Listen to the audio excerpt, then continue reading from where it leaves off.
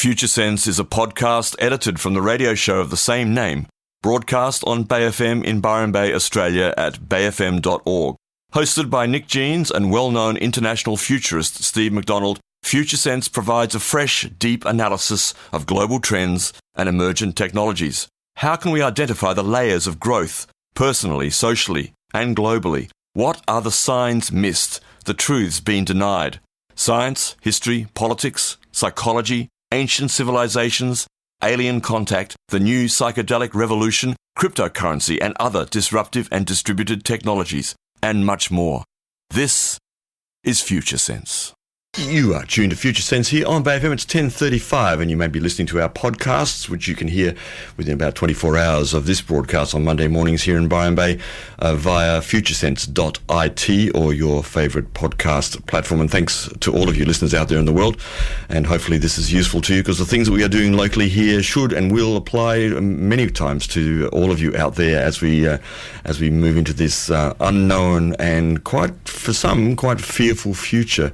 And sometimes, of course, people are quite fearful of technology. We've jumped from the Tesla to local economies with Helena Norberg-Hodge there to what we're going to talk about now, a bit of space exploration, some of those things that are happening out there right now.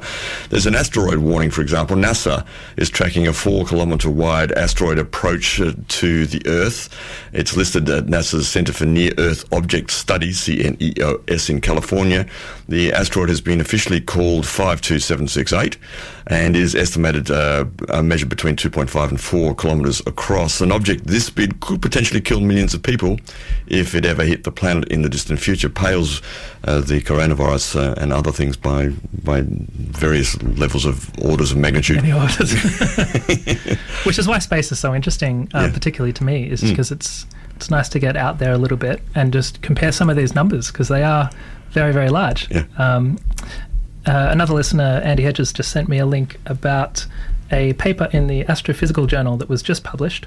They have recorded the largest explosion ever that they've seen in the world. In the universe. The world's not big enough. And this is fascinating because, from one point, this is the largest recorded observation. Yeah. Doesn't mean it was the largest explosion that ever happened. It just means it's the largest one we got a photo of. That would be terribly anthropocentric if we said it was the largest one that ever happened. But what happened was, this is in the galaxy cluster Ophiuchus, and which is something to do with the serpent, apparently. It's a serpent trail or something, yeah. It is. And it was this is from the New York Times. They say it was doing just fine until this particular black hole burped on it. And the black hole was several billion times as massive as our sun, for a start. And this is the largest recorded explosion.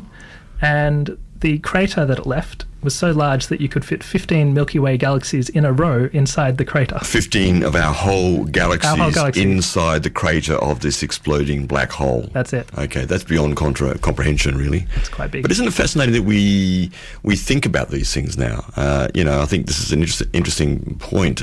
We were talking at breakfast about the overview effect, which is what is termed the moment when we saw Earth from space for the first time, sometime there in the 60s or whenever it was exactly. And I sort of remember, because I was alive then, and how tremendously changing it was for so many people, that perspective. And this kind of perspective now, that there is these bodies out there that we can now see and experience on such a gigantic scale, must do something to our consciousness, the way that we can or don't receive it, and where we're placed with that. Yeah? And there's a large spectrum of that. So this largest explosion recorded happened because NASA have got a X-ray observatory in orbit around the planet. Yeah. So we'll often hear about rocket launches, but we have no idea what they're launching. In this case, it was an observatory which has been looking out for these large explosions and black holes and other things, and now we know about it. And so that's cool. Interestingly, the paper was described as discovery of a giant radio fossil in the Ophiuchus galaxy cluster. And the actual explosion happened a few 100 million years ago. Yes, well, that's right. Not very recent. It's breaking news for us because the paper just described the echoes of it, which we found for the first time. Mm-hmm. And so we're getting a better idea of what's happening in space. And it can feel distant, even though most of what we call space in the satellite realm is between 400 kilometres to 30,000 kilometres high, which is fairly close when we're talking about galaxies. But every time you look at that flashing blue dot on the map on your phone, that the origin of that is GPS satellites. Yes, There's right. 50 or 60 of them flying around in orbit. And so every time you look at that, this is where it originally came from. And that's an interesting point, because there are many people, and I know lots of them too, who are not exactly Luddites, but somewhat suspicious of technology generally. And yet, of course, we do use it. It's just embedded in our lifestyle for most of us, most of the time, one way or the other. Maps or those sort of other GPS apps are a simple example of exactly that. Yeah. But that notion that we're embedded in this technology and yet somehow we're resisting to it, and because the technology has done some bad shit. Well, it's the people and the values behind the technology, which I would say has done the objectively bad or good things.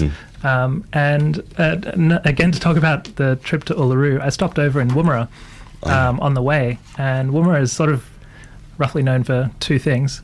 There was the immigration detention centre more recently, but what put Woomera on this map a long time ago was that it was established as a rocket test range, and it's the longest rocket test range in the world because it stretches from Woomera to the coast near Broome.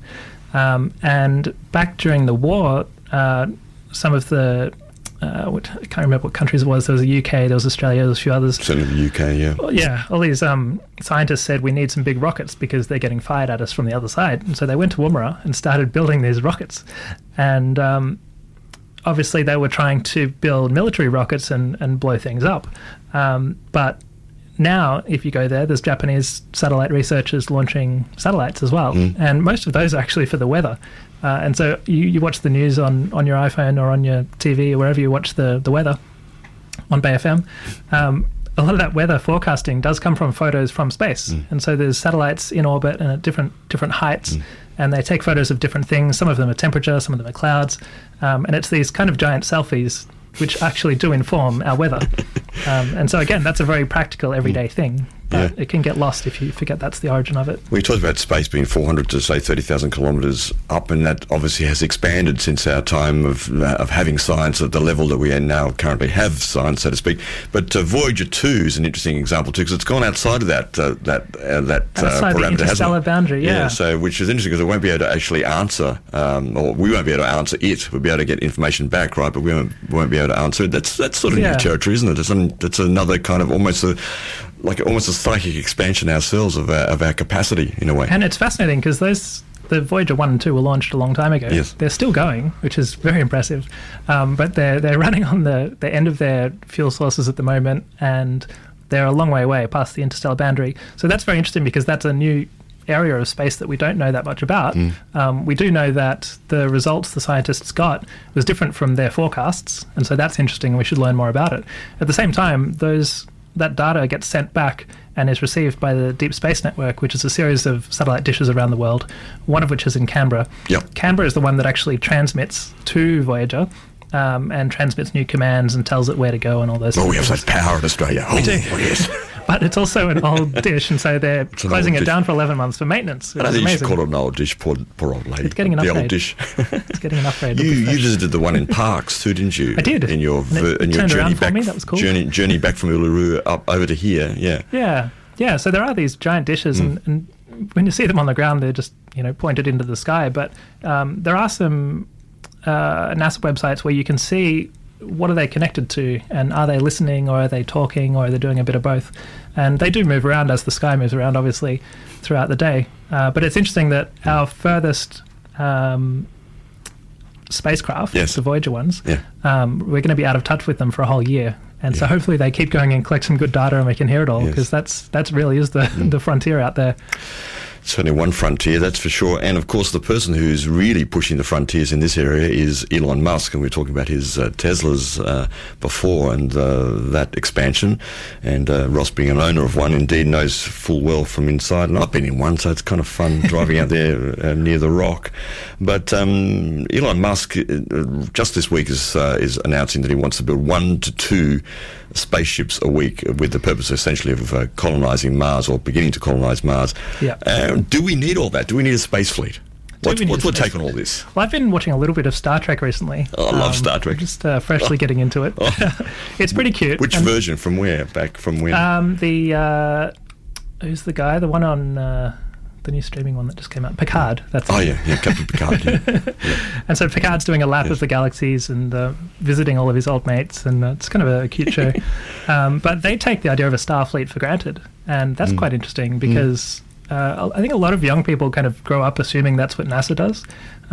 Surely they're going to colonize different places, but they're not doing it. No, they're not doing it. And of course the reason is they don't have the money, but private enterprise such as Elon Musk does have that sort of money. He does seem to have some money, and he's spending a lot of it on just making these starships, as he calls them. So what's kind of revolutionary about this is until now you've had to be a country to make rockets because you needed that sort of money. And now companies can do it. So SpaceX is one of them. There's a number of others as well. But SpaceX were the first to launch an orbital rocket and re-land it. And as we're talking about sustainability, it's fascinating to see the shift because SpaceX do have reusable rockets. Yeah, well, that's a goal, isn't it? And therefore much, much, much less expensive overall per trip. Yeah. What are the figures on that are currently being put out there? Generally, when you buy a rocket launch, it comes as a package. And until recently, I'm saving. You might have spent $300 to $500 million on it. Partially that's because they throw the rocket out every time until now. Yeah, absolutely. And so imagine if you, flew from Byron to Bali and you threw out the jet at the end. It'd be very, very, very expensive. Obviously, we know that all they do is give it a quick clean and put some more fuel in and off you go. And so that's really what SpaceX have been working on as a fundamental thing, is being able to launch and then re-land and reuse. And so just last week they had the 50th landing of a SpaceX rocket. They had plenty of crashes and spectacular crashes along the way. You do have to remember that. And, which all rockets do. When I was in Woomera, they have a museum of just rocket pieces. Pieces that fall to the earth. And that's just part of rocketry. But yeah, once you've got a good one and you can re-land it and relaunch it, then the price can come down to closer to 5 or 10 million for a refurbishment and refuel. SpaceX, I believe, sell a retail rocket for $50 million for launch. So that's already 10 times cheaper than the previous average. Yes. And they're trying to go again for another 10 times cheaper. And he's just doubled his workforce there at SpaceX in the last week or so too. Yeah. But I noticed one of those crashes, and there's a video clip that you sent me on it's arstechnica.com. Is one of the exploding rockets which took off, and it's interesting how you responded to that, and basically said, look, you guys, my engineers, you didn't actually tell me that it wasn't really up to scratch, and I need to know. I want to take responsibility for that myself, because you're under my auspice. Ultimately, of course, it is my responsibility, and that's but he's pushing the limit, is it? Because he really wants to go faster and faster and faster. He really is, and he thinks very big. So he says to get to a settlement on Mars, we probably need on the order of 1,000 ships. And if you just work back from that goal, instead of saying like, let's build a ship and send it out, let's build another ship, if you say how many ships do we need to have a settlement on Mars, it's about 1,000. And that's the hardest part, is getting the ships to Mars, and that's what he's working on. But it's interesting because he's working back and saying that we need to build 1 to 2 per week. And it's very different when you build a production line of a product rather than just one product. He also made a comment about with the hiring, it was specifically for the factory building these starships, which is the Mars rocket. He said, we can't have MIT graduates building these rocket parts by hand because MIT don't graduate enough rocket scientists. So there's literally just not enough people. So what we need is a production line where you can have different specialties of people and doing it in a repeatable fashion. Similar as well to the satellite network they're building for space internet. They're building a production line and they launch 60 per launch. And so they've started deorbiting, kind of burning up in the atmosphere, some of the first batch already. Deorbiting, that's a good word. I like that. Yeah. Deorbiting. It's clear what it means, but I hadn't heard it before. Yeah. So, you could say that's one form of clearing out the space junk. Yes, here I am sitting in a tin can. But it's a very different mindset that you need when you're building a factory versus a one-off item. And I think that's what this piece, which we'll post on social media, is really digging into is that mindset of if you are building Starfleet, you need something different to just a one-off large rocket. Yeah. What do you think about going to Mars? I mean, because I know many people in this region are, some people, no doubt younger people like yourself, are probably very excited by it. On the other hand, even though we've grown up with Star Trek, people like myself and similar, quite often predictive fictional media, it's all out there, we have some suspicion of, given the state of the planet now, and all the problems we have, why we would want to spend, even if it's private money, why we want to spend all that time and energy to get to Mars. What do you think? Because I don't know where I sit with this. I find it exciting on one level because I love space, I love the idea of out there, and yet on the other hand, I do live on this planet. My feet are on the ground, I think. It's a nice planet. Yeah, it's a nice planet. Well, it is. It's a beautiful planet, and we should be more positive about just that. It is a beautiful planet. As you mentioned, though, from the overview, looking back is one of the best ways to think, well, that actually really is a nice planet. And the same whenever you travel somewhere, even if it's the next town along the road, you'll see, different ways of living, and you'll think, well, I like some of them, and I don't like some of the others. And you can take your pick, but it does expand your awareness to go somewhere and look back. And I think that, for me, is ultimately what the Mars mission is really about. I'm not personally interested in going to Mars in the first few hundred people, because it'll be rough, just like the first people to go to Antarctica or any extreme environment, and it is extreme. But I wouldn't mind going into orbit, for a weekend. That'd be fun. I've seen you in orbit. If I flap my wings hard enough.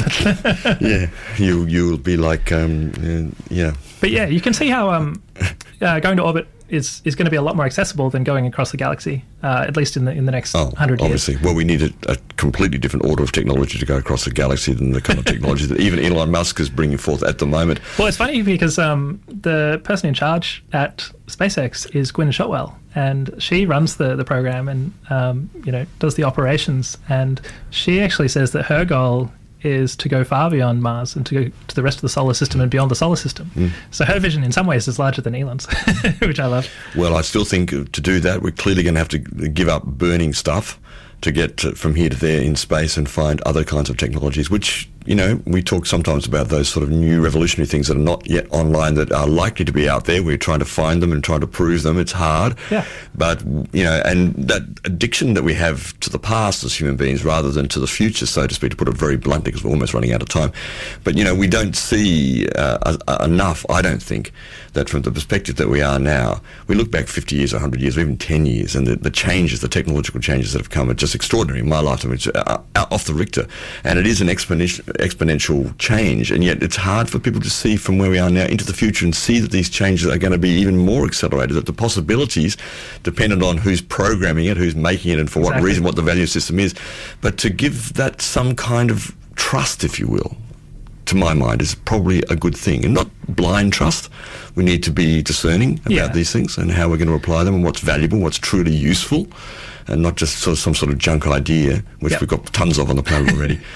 The paradox is that if you look at the early stage investing in startups and new companies, venture capitalists go into an investment believing that 1 in 10 choices will actually work out. But at the time, they believe that every single investment has the capacity to go that big. But they know that 90% of them are going to lose money or break even. How do they balance that incongruency within their actual vision of what's part of the business? Well, venture capital investment and startup investment, it's such a small amount of the pie. And it's the same with space travel. The amount that we spend as a planet on space travel is so small. So if Elon fires a few rockets, it's like the cars. He makes as many cars as he can. It's 0.7% of the world's cars. And so early stage investments and things are always going to be much smaller, and they're going to be riskier. But we have to do them. That's the nature of it. You try a bunch of stuff, you learn a lot of stuff. A lot of rockets blow up on the way. A lot of startups blow up on the way. And the super useful ones that actually do satisfy the needs that we have in reality, they succeed, they spread, and then they become your everyday thing that you stop thinking about, like the blue dot on the map on your phone. There's a lovely, I don't think I can find it quickly enough, perhaps I can, a beautiful piece about matter itself, or maybe I shouldn't jump to this, it's a bit too big a topic, but the notion that matter itself is like an empty canvas that we as beings paint upon, so to speak. And that's what we're doing really as creativity, as creative beings in a sense, so that when you start something, a new idea, you have to go through that period of making mistakes, of failures, of going down the wrong track and finding something to cul-de-sac and so forth. But it actually is our very nature to do just that as human beings. Yeah, going inside, having that inner vision, and then trying to actually make it in the real world. That's the big challenge we're talking about on all these topics is indeed. How does it materialize? Have to leave it there. Thanks so much for joining us here on Future Sense, and coming up next is Pregnancy, Birth and Beyond. Thank you all out there who are listening via podcasts. As we are saying, the podcast version of this program will be up within about 24 hours or so. FutureSense.it is the doorway to that, if not your platform that you already have it saved on. Thanks for joining us. Thanks very much to Ross Hill, who will be, I think, back next week, sitting in the chair with me as my stand-in co-host. And hello to Steve McDonald out there, who may be listening in Austin, Texas. And we will be with you next week. Thanks for joining us. Thanks, Ross. Thanks. Yeah. You've been listening to Future Sense, a podcast edited from the radio show of the same name, broadcast on Bay FM in Byron Bay, Australia, at bayfm.org. Future Sense is available on iTunes and SoundCloud. The future is here now. It's just not evenly distributed.